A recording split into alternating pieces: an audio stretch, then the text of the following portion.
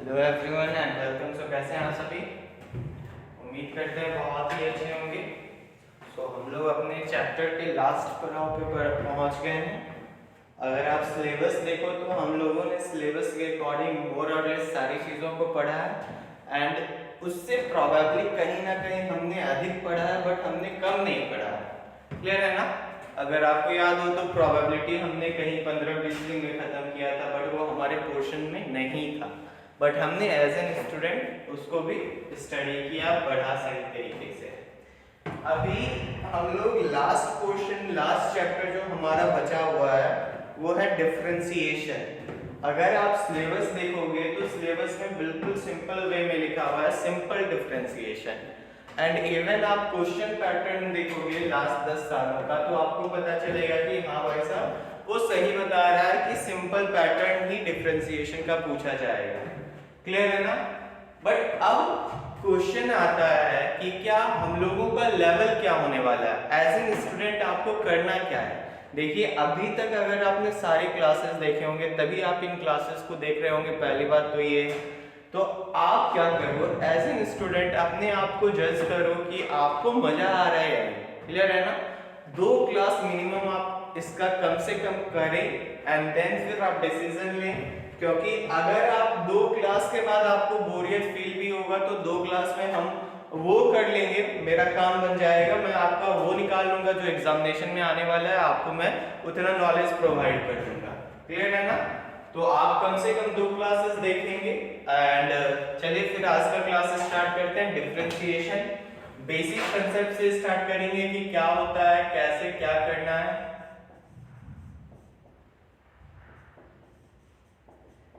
चलिए देखिए अभी क्या है ना, डिफरेंशिएशन हम लोग एक मैथमेटिकल बैकग्राउंड होने के नाते नहीं पढ़ रहे हैं। हम लोग एक कॉमर्स स्टूडेंट एंड मोर और लेस इकोनॉमिक्स से रिलेटेड कहीं ना कहीं है कॉमर्स लेने के बावजूद, तो हम लोगों को इस चैप्टर का आइडिया दिया गया है। अगर आप प्रॉपर वे में, ये चैप्टर जो है इकोनॉमिक्स ऑनर्स में पढ़ाया जाता है, मैथमेटिक्स का पोर्शन है, ये कैलकुलस इसको बोला जाता है, डिफरेंशिएशन और इंटीग्रेशन के कंबाइंड पोर्शन को कैलकुलस बोला जाता है, तो बहुत ही हैवी चैप्टर है। बट चीजें क्या है, हम यहाँ पे जो अभी पढ़ेंगे और समझने का प्रयास करेंगे वो एज एन इकोनॉमिक्स या फिर कॉमर्स बैकग्राउंड समझने का प्रयास करेंगे। क्लियर है ना? चलिए देखिए डिफरेंशिएशन एक्चुअल में क्या होता है, तो मैं आपको बेसिक मैथमेटिक्स से स्टार्ट करता हूँ जो हमने बचपन में कहीं ना कहीं पढ़ा है कि मैथमेटिक्स बराबर 2 चीज, क्या तो एक होता है वेरिएबल चर जिसको बोलते हैं, और एक होता है कांस्टेंट। मैथमेटिक्स में आप जब भी पाओगे तो यही 2 चीज है जो कि आपको मिलेगा, कहीं ना कहीं वेरिएबल कहीं ना कहीं कांस्टेंट, और इन्हीं दोनों को मिला के किसका फॉर्मेशन किया जाता है, एक इक्वेशन का फॉर्मेशन किया जाता है। क्लियर है ना? इक्वेशन क्या होता है, तो इक्वेशन आप बोलेंगे कि सर जी जहां पे बीच में इक्वल टू रहता है, इधर भी कुछ रहता है इधर भी कुछ रहता है। अब हम आपसे पूछेंगे इधर जो कुछ रहता है वो कुछ क्या होता है, तो आप क्या बोलेंगे, सर जी 2 ही चीज तो होता है, या तो वेरिएबल होता होगा या तो कांस्टेंट होता होगा। फिर हम पूछेंगे अच्छा इधर इक्वल टू के इस साइड जो है इधर जो कुछ है वो क्या है, तो आप क्या बोलेंगे, फिर वही बात सर जी कि या तो वेरिएबल होगा या तो कांस्टेंट होगा। क्लियर है ना? तो अब इससे एक इक्वेशन क्रिएट किया गया। अब फिर एक नया बात आ गया, अब बोलता है भाई साहब वेरिएबल भी 2 टाइप का होता है, एक को बोलते हैं डिपेंडेंट वेरिएबल, एक को बोलते हैं इंडिपेंडेंट वेरिएबल।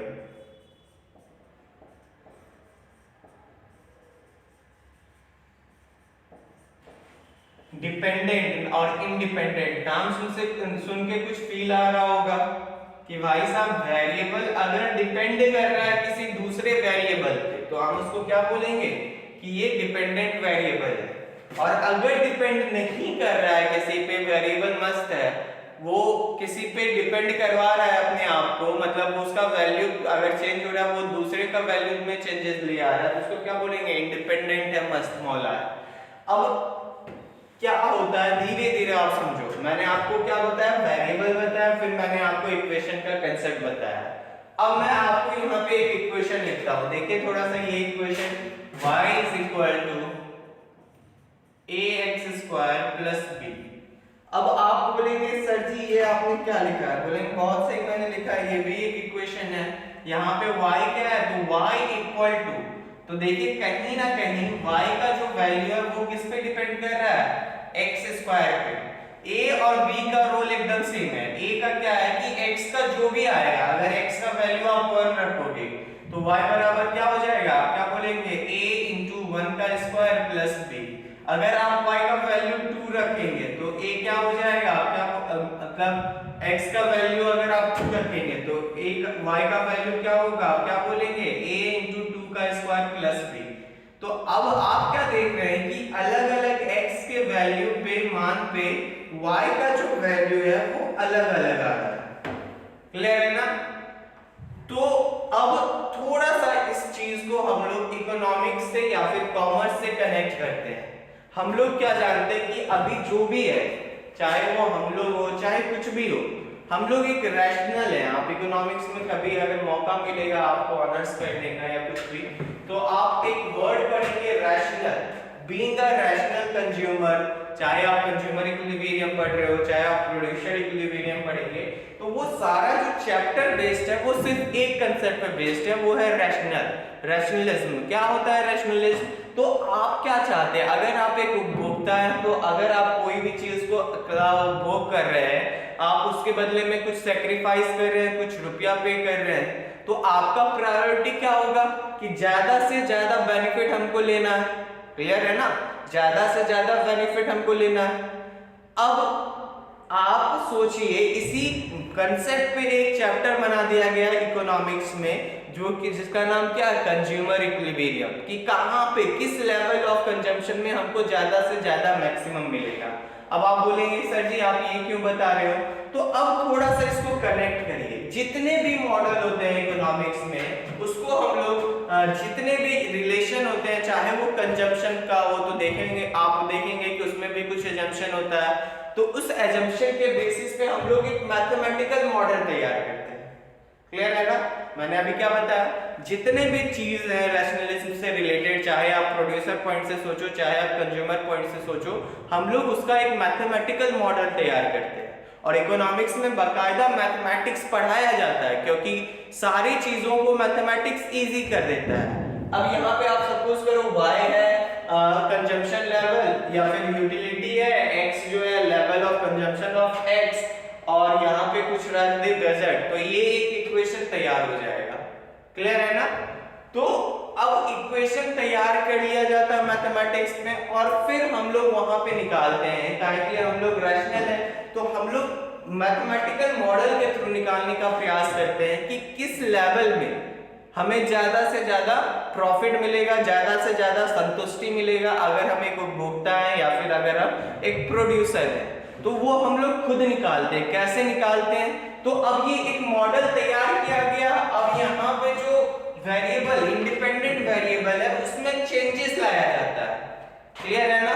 अब उसमें चेंजेस लाने के दरमियान देखा जाता है जो इंडिपेंडेंट वेरिएबल है उसमें कैसा चेंज आ रहा है। अगर पॉजिटिव चेंज आ रहा है तो हम लोग चेंजेस को लाते रहेंगे, अगर नेगेटिव चेंज आने लगा तो उसी लेवल पे हम लोग रुक जाएंगे। तो ये जो डिफरेंशिएशन है ये बाकायदा कुछ है नहीं, ये क्या मेजर करता है, तो आप बोलेंगे सर जी ये मेजर करता है रेट ऑफ चेंज को। क्लियर है ना इतना बात, ये क्या मेजर करता है, तो आप क्या बोलेंगे कि सर जी ये मेजर करता है रेट ऑफ चेंज को। अब रेट ऑफ चेंज बोलने का मतलब क्या, मैंने क्या बताया कि प्रैक्टिकली आप स्टेप बाय स्टेप समझो। पहले हमने थ्योरेटिकल चीजों को, उपभोक्ता जैसे मेरे को कहां मैक्सिमम संतुष्टि मिलेगा, यूटिलिटी मेरा कहां मैक्सिमम होगा, तो मैंने सबसे पहला काम क्या किया, उसके लिए एक मैथमेटिकल मॉडल मैंने तैयार किया।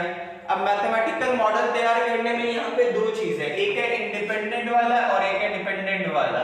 मैंने खुद से क्या किया, एक वेरिएबल में चेंज लाते गया, और एक वेरिएबल में चेंज जिस ऑर्डर से मैं कर रहा हूं उस ऑर्डर में y में चेंजेस आएगा।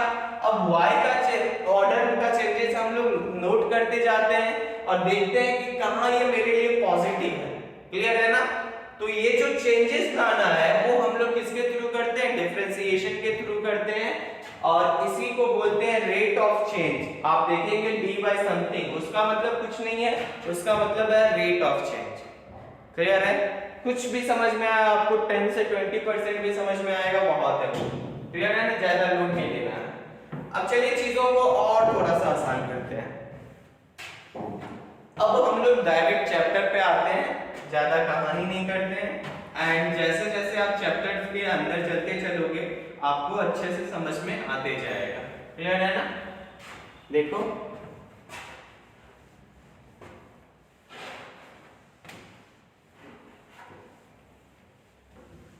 और आप लोगों का प्रोबेबली आज से ही एक ऑफलाइन बैच स्टार्ट हुआ है एंड इवन आप यहाँ पे हो, अगर आपने ऑनलाइन सही तरीके से पढ़ाई किया देन आपको परेशान नहीं होना। बट अगर आपको लगता है कि कहीं पे फंस रहा है कोई इशू, देन आप यहाँ पे आ सकते हो एंड अपने फ्रेंड को भी आप बता सकते हैं। क्लियर है ना? तो चलिए अभी हम चीजों को स्टार्ट करते हैं हम लोग। तो देखिए डिफरेंशिएशन। अब मैं यहाँ पे एक इक्वेशन लिखता हूँ, y is equal to ax square।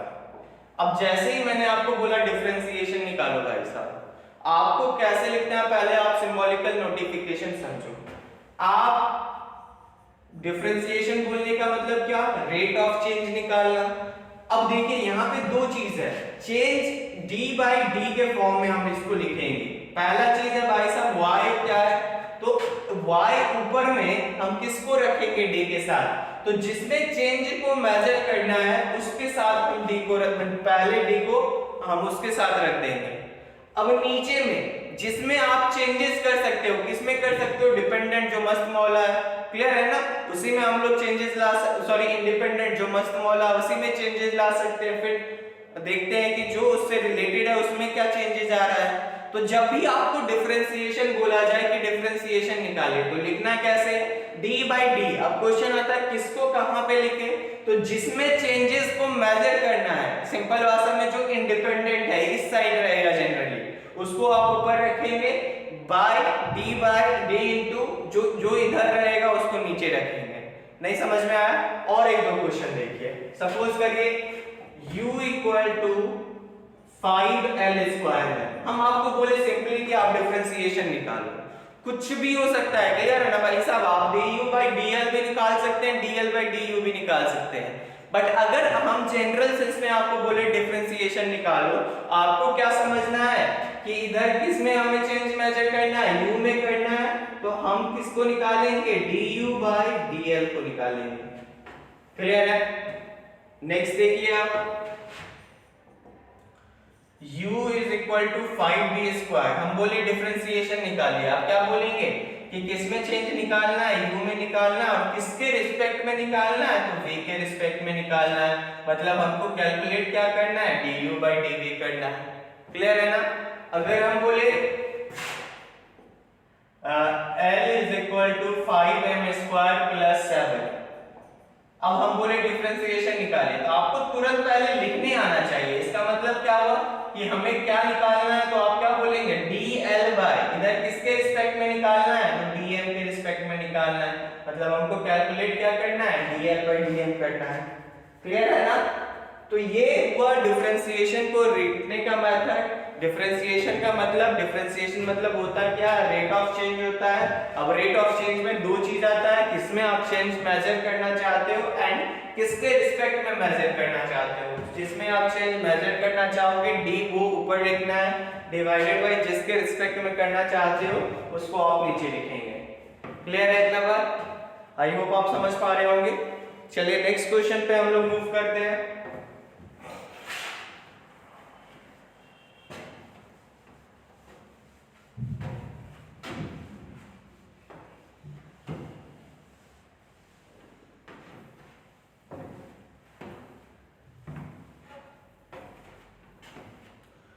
अब आते हैं प्रॉपर एक्सरसाइज पे आते हैं। डिफरेंशिएशन निकालने का दो तरीका होता है। एक जो तरीका है वो हम लोगों को क्लास 11th का मतलब साइंस का पार्ट है, तो हम आपको सजेशन देंगे उन चक्करों में अभी मत फंसे।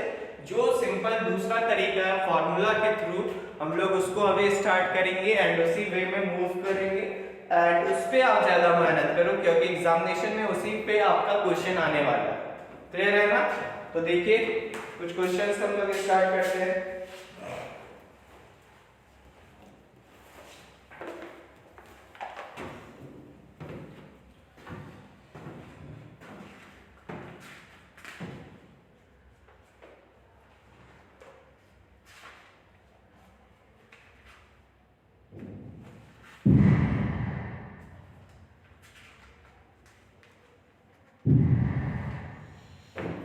चलिए एक्सरसाइज 8A 9A देखिए कुछ क्वेश्चंस हम यहाँ पे फिलहाल लिख रहे हैं। अभी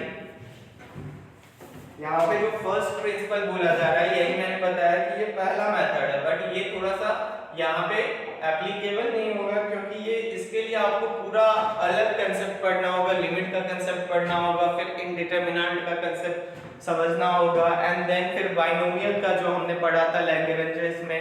तो बहुत सारी चीजें और जनरली आपके एग्जामिनेशन में नहीं पूछा जाता है। तो अभी हम लोग ज्यादा टाइम इस पे लैप्स नहीं करेंगे, हम लोग वहां पे ज्यादा मेहनत करेंगे जहां पे असल में रिक्वायरमेंट है। क्लियर है ना? तो देखिए क्या क्या क्वेश्चन है पहला चैप्टर का। 4x³ x³ 3x का पावर -5 5x का पावर 4 4x x का पावर 1/3 6√x x का पावर -3 x का पावर m+n 1/x का पावर m+1। तो ये हमारा क्वेश्चन है एक्सरसाइज 9A का पहला टाइप में। अब आप अपने कॉपी में टाइप वाइज इस पूरे चैप्टर को हम लोग पढ़ेंगे, ठीक है ना?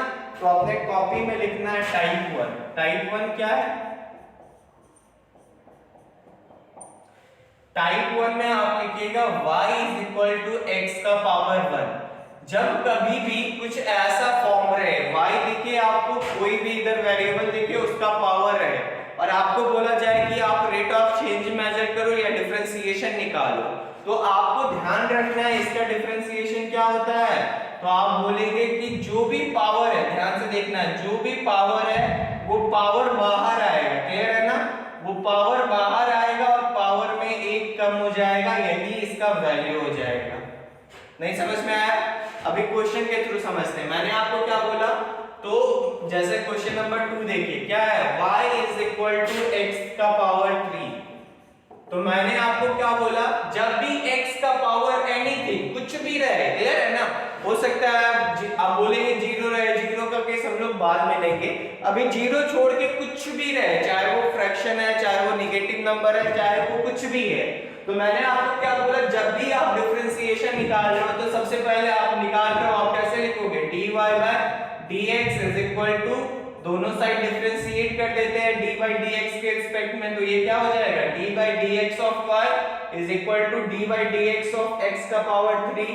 अब मैंने क्या बताया कि जिसका आप डिफरेंशिएशन कर रहे हो, किसका कर रहे हो, x का पावर 3, तो आपको बोल के करना, पावर क्या है, 3 है, इस पावर को आप बाहर करोगे, क्या हो गया, 3 into, अब पावर में आप एक कम करेंगे तो 3 - 1 दैट इज 3 into x का पावर 2। क्लियर है ना? नेक्स्ट क्वेश्चन देखिए 6 नंबर, क्या है क्वेश्चन, y = x का पावर 1/3। अब फिर सेम चीज, डिफरेंशिएशन मेजर करना है, क्या लिखेंगे, differentiating both side with respect to x। तो देखिए ये क्या हो जाएगा, आप क्या बोलेंगे कि सर जी ये हो जाएगा dy/dx = d/dx of x का पावर 1/3। अब यहाँ पे आप बोलोगे कि सर जी यहाँ पे पावर क्या है, तो आप क्या बोलेंगे कि सर जी पावर है 1/3। तो हम बोलेंगे कोई इशू नहीं है, आप सेम कंसेप्ट लगाइए। हम लोग कैसे डिफरेंशिएट करते हैं, आप क्या बोलेंगे कि पावर को बाहर करते हैं, हमने बाहर कर लिया, फिर पावर जो भी है उसमें 1 माइनस करते हैं। अब ये क्या हो जाएगा बताइए आप, 1/3 into x का पावर, एलसीएम लेंगे 3 आएगा, 1 - 3 दैट इज 1/3 into x का पावर 2 - 2/3, यही आपका dy आप देखो 8 नंबर क्या है आपका, x का पावर -3 है, y is equal to x का पावर -3। फिर सेम प्रोसेस क्या लिखेंगे, differentiating both side with respect to x। क्या हो जाएगा ये, आप क्या बोलोगे कि सर जी इधर हो जाएगा dy by dx, इधर क्या हो जाएगा तो d by dx of x का पावर -3। अब हम बोलेंगे कैसे इसको करते हैं, जब भी पावर आ जाए आप क्या बोलेंगे, पावर को बाहर लेंगे, तो -3 को हमने बाहर लिया, फिर क्या करते हैं पावर में जो भी है उसमें 1 माइनस करते हैं, ध्यान देना है। तो यहाँ का पावर क्या था -3, उसमें 1 माइनस करेंगे तो हमारा वैल्यू क्या आ जाएगा -3 इंटू x का पावर -4। क्लियर है ना। एक क्वेश्चन देखिए, क्वेश्चन नंबर 9 क्या है question, y is equal to x का पावर m+n। अब यहाँ तो प्रॉब्लम हो गया, सर क्या पावर वेरिएबल के रूप में कांस्टेंट भी हो सकता है, तो वेरिएबल भी कांस्टेंट होता है, जब भी छोटा कुछ भी लिखा रहे वो जनरली कांस्टेंट होता है। क्लियर है ना, चाहे छोटा m छोटा a समथिंग वो सारा कांस्टेंट होगा। तो ध्यान से देखिए यहाँ पे पावर क्या है x का, आप क्या बोलेंगे कि सर जी पावर है आपका m+n, तो हम बोलेंगे कोई दिक्कत नहीं है भाई साहब, आप m+n को बाहर कर लो और फिर क्या करो तो m+n में जो भी पावर है उसमें 1 माइनस कर लो, तो m+1 में आप 1 को माइनस करेंगे, यही आपका वैल्यू हो गया। फिर हम पूछेंगे सर जी 10 नंबर बता दीजिए, थोड़ा सा हौच पौच हो रहा है, बोलेंगे कोई दिक्कत नहीं है। देखिए क्वेश्चन क्या है आपका, आप क्या बोलेंगे y is equal to 1 by x का पावर m+1। अब यहाँ पे इशू क्या आता है ना भाई साहब कि आपका पावर जो है ना दैट इज m+1, बट वो क्या है डिनोमिनेटर में नीचे है, तो यहाँ पे होल का एनीथिंग नॉट पावर, यहाँ पे कोई भी होल का पूरा कुछ भी ऐसा नहीं है पावर। तो अब इसको कैसे किया जाए, क्योंकि आप तो एक ही चीज जानते हो, आप क्या जानते हो कि जब कभी भी y is equal to x का पावर n रहे तो आप सिंपल सा जानते हो कि m को बाहर करना है, x का पावर n-1, ऐसा कुछ होता है, आपने सिर्फ इतना सा पढ़ा है। अब बहुत ही शुद्ध बच्चे हैं आप, क्लियर है ना। अब सिंपल सा अप्रोच फिर आप लगाओगे कि dy by dx निकालना है, तो अब इसको आप पावर के रूप में चेंज करो। क्वेश्चन यहाँ पे आपको डायरेक्ट नहीं दिया हुआ, बट आपको चेंज करना है। बताइए ये ऊपर जाएगा तो क्या हो जाएगा x का पावर -m+1, क्लियर है ना। अब आप क्वेश्चन में dy by dx का वैल्यू निकालो, देखो dy by dx क्या होगा, तो आप बोलेंगे सर जी पावर बाहर आएगा, -m+1 बाहर आ गया इंटू x का पावर जो भी है उसमें 1 माइनस हो गया, that is -m+1 into x का पावर -m-1 और -1, दैट इज क्या हो जाएगा -m+1 इंटू x का पावर -m-2। क्लियर है ना, ये आपका वैल्यू हो गया। अब ये पहला टाइप है, अब इसी में थोड़ा सा एक और क्वेश्चन हम लोग ऐड करते हैं। आई होप कि आप समझ पा रहे होंगे, लोड नहीं बढ़ रहा होगा। जो भी बच्चे यहाँ पे देख रहे हैं आज बताइएगा कि आपको समझ में आ रहा है या नहीं आ रहा है। अगर नहीं आ रहा है देन फिर आप बताओगे कि कहाँ पे इश्यू हो रहा है, कुछ भी आप बताओगे, क्योंकि ये एक ऐसा चैप्टर है जहाँ पे आप कम्युनिकेट नहीं करोगे तो हो सकता है कि आपको इश्यू हो। क्लियर है ना।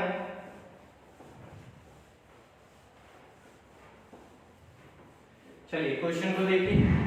अब नेक्स्ट चीज सीखिए, जब y बराबर a इंटू एक्स का पावर n रहे, a क्या है कांस्टेंट है, कुछ भी हो सकता है, -5 -7 0 एनीथिंग।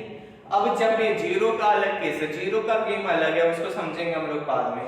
अब देखिए y बराबर जब समथिंग ऐसा रहे तो आप जब डिफरेंशिएशन करोगे सेम पैटर्न पे मूव करेगा, क्योंकि चेंज लाने में कांस्टेंट का कोई रोल नहीं होता है, तो वो क्या होगा डिफरेंशिएशन से बाहर हो जाएगा। अब डिफरेंशिएशन से बाहर हो जाएगा तो क्या बचा, डिफरेंशिएशन ऑफ x का पावर n।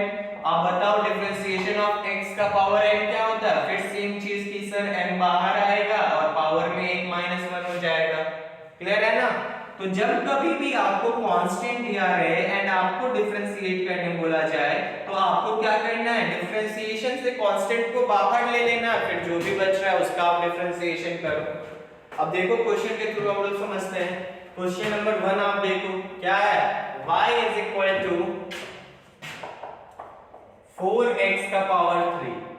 अब डिफरेंशिएशन करने बोला गया, इसका मतलब क्या निकालना है, dy dx, दोनों साइड डिफरेंशिएट कर दिए x के रिस्पेक्ट में, क्या हो जाएगा dy dx of y is equal to dy dx of 4x cube. अब 4x क्यूब यहां पे मैंने आपको देखिए 4 क्या है, दैट इज कांस्टेंट, तो आप इसको डिफरेंशिएशन से बाहर ले जाओगे, क्या बच जाएगा dy dx ऑफ x का पावर क्यूब, और x का पावर क्यूब का डिफरेंशिएशन क्या होता है, पावर बाहर लाते हैं और x का पावर में 1 माइनस करते हैं, 4 into 3 that is 12 into x का power 2, this will be the value। Clear है ना। इसी तरीके से नेक्स्ट क्वेश्चन देखिए, क्वेश्चन नंबर 3 क्या है आपका, y is equal to 3x का पावर -5।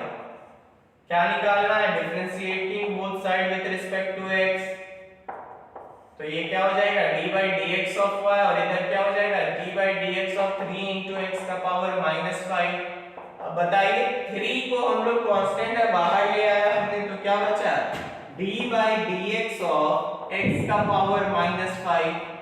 अब इसका डिफरेंशिएशन क्या करते हैं, जो भी पावर रहता है पेयर है ना, उसको आपको बाहर करना है, तो यहाँ पावर क्या है -5 और पावर में एक घटाना है, दैट इज -5 -1, क्या हो जाएगा -15 into x का पावर -6।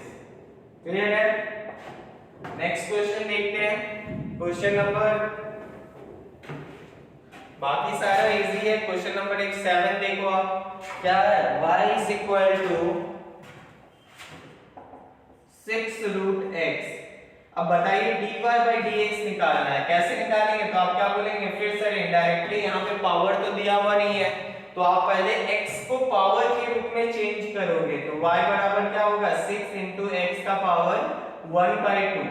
अब आपको क्या निकालना है, dy by dx, डिफरेंशिएट कर दीजिए दोनों साइड, देखिए क्या होगा, तो dy dx of 6 into x का पावर 1/2, देखिए 6 बाहर आ गया, dy dx ऑफ x का पावर 1/2। अब बताइए x का पावर 1/2 को कैसे आप डिफरेंशिएट करोगे, आप बोलोगे सर जी 1/2 को बाहर लेंगे, x का पावर 1/2 -1, यही dy by dx का वैल्यू हो जाएगा। 3 कैंसिल हो गया, 3 into x का पावर एलसीएम लेंगे 2, 1 - 2, दैट इज 3 into x का पावर -1/2। क्लियर है ना। अब इसी को आप क्या लिख सकते हो, 3 by x का पावर 1/2, पॉजिटिव हो जाएगा डिवाइड में आएगा, तो इसी को हम लोग क्या लिख सकते हैं 3 by root under x। Clear है ना, आई होप आप समझ पा रहे होंगे। अब एक चीज मैं आपको सिखाना चाहता हूं, दैट इज कि आपको जब भी रूट अंडर में चीजों को रहे तो कैसे सिंप्लीफाई करना है, पावर के रूप में चेंज करना है। हो सकता है कि आप में से कुछ बच्चे ना जानते हो और बहुत बच्चे जानते हो, तो जो कुछ बच्चे नहीं जानते उसको एक बार वो सीख ले चीजों को।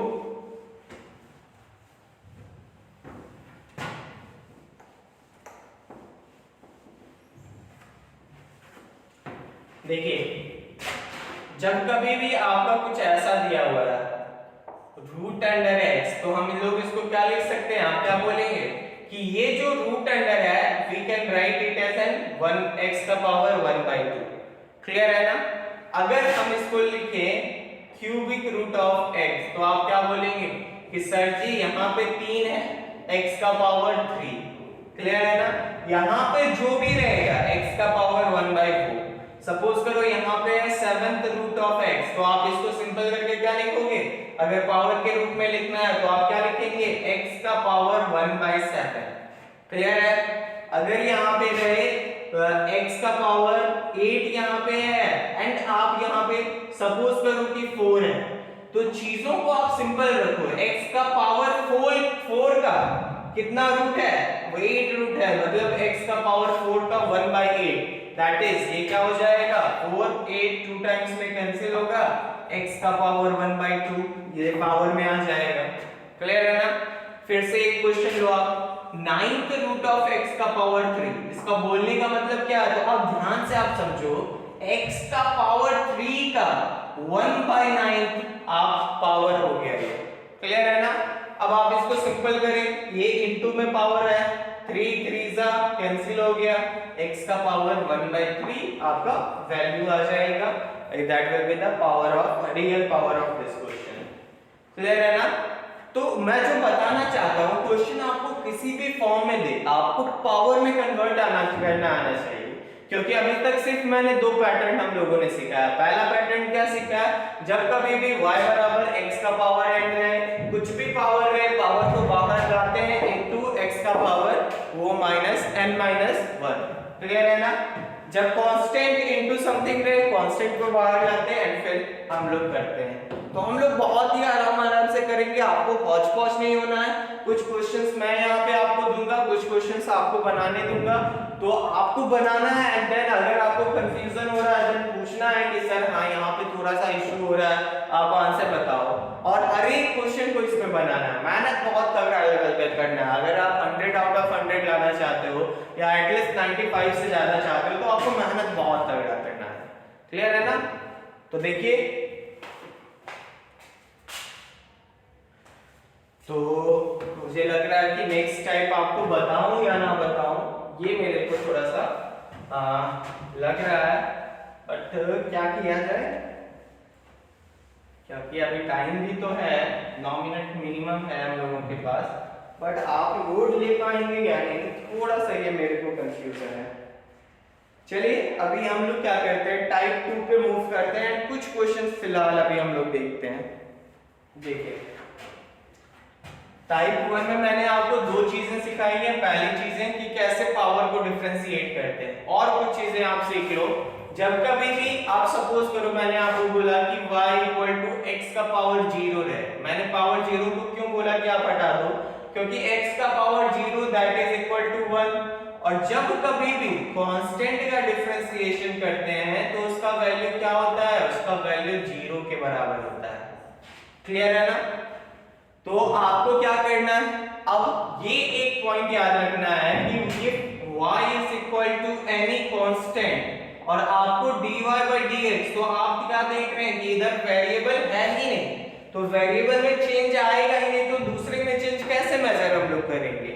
तो अगर dy/dx निकालने बोला जाएगा that will be equal to 0। Clear है ना? अगर y बराबर एनीथिंग है दैट इज कांस्टेंट, तो आप क्या करोगे, y को डिफरेंशिएट करोगे, उसका वैल्यू 0 के बराबर होगा। नेक्स्ट क्वेश्चन आप देखो, अगर आप y = x रहा, क्लियर है ना, तो आप क्या लिखेंगे, dy/dx = d/dx ऑफ x।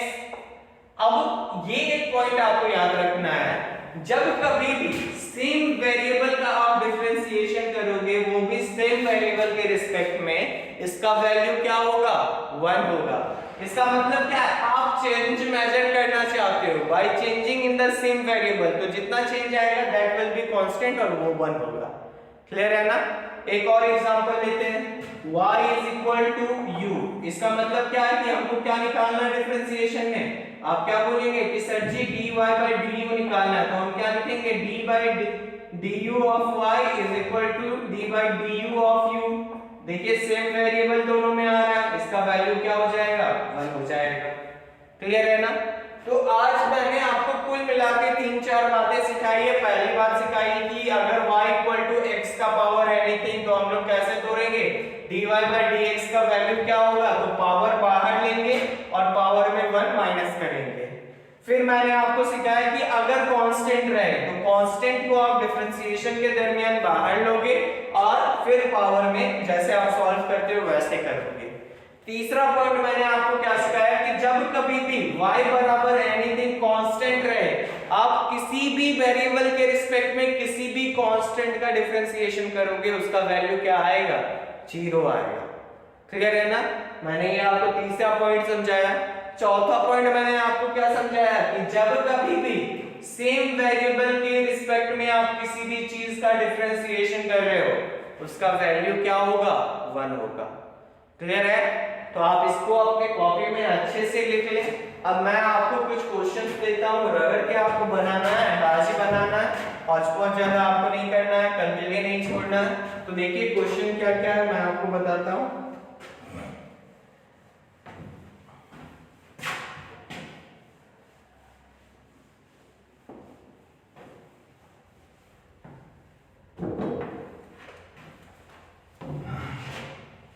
पहला क्वेश्चन है 3x का पावर 5, दूसरा क्वेश्चन है 3x का पावर 3, तीसरा क्वेश्चन है 5x का पावर 4, चौथा क्वेश्चन है -3x का पावर 3, पांचवा क्वेश्चन है x स्क्वायर, छठा क्वेश्चन है x,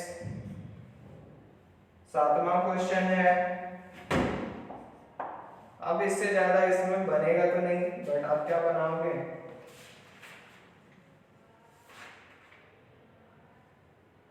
x का पावर 4, आठवां क्वेश्चन 4x का पावर 3, नौवां क्वेश्चन 5x, दसवां क्वेश्चन 7th रूट ऑफ, या फिर आप ऐसे लिख लो रूट अंडर x, 11वां question 7th root of x का पावर 5, 12वां question 7th root of x का पावर 7, 13वां question 7th root of x का पावर 9, 14वां question 7th root of x का पावर 14। आप बोलेंगे सर आपको लगाव हो गया है 7 से, तो हम डिस्क्रिमिनेशन नहीं करते हैं, हम दूसरे पावर पे आपको क्वेश्चन देते हैं।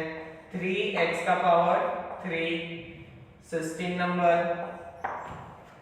क्यूबिक रूट ऑफ x का power 9, 17 question 8 root of x का पावर 2, 18 क्वेश्चन 8 रूट ऑफ 8 का x का पावर 8, 19 क्वेश्चन x का पावर 2/3 ऑफ होल का power cubic root, 20 question x का पावर 4 ऑफ x का पावर 8/4।